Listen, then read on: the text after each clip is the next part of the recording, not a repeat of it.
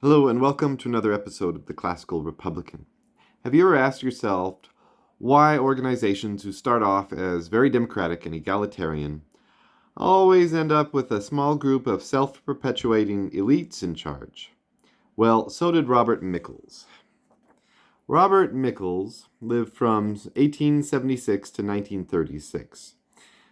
He was a German-born Italian sociologist.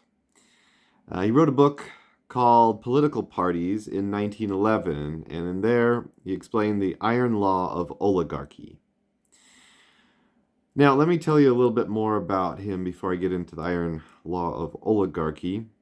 He's part of the Italian school of elitism, and he was a student of Max Weber. In 1907, he was a democratic socialist, but he kind of evolved or shifted.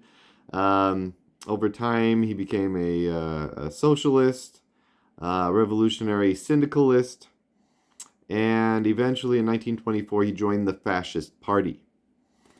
So I'm not trying to discount him or anything, but I'm trying to give you a background of his ideological background. Now, in the iron law of oligarchy, he argues that no democratic organization can remain democratic, but will produce an oligarchic leadership. His thesis is that large organizations are unwieldy and require a small group of capable leaders to manage them. He was vindicated a few years later with Lenin's vanguardism theory, which was put into practice in the Soviet Union. We see this today in the Democratic Party with super delegates. I think this theory is true. And classical republicans have always known this.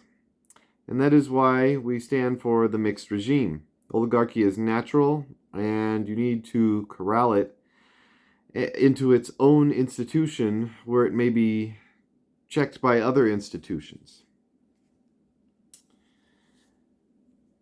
Long live the Republic.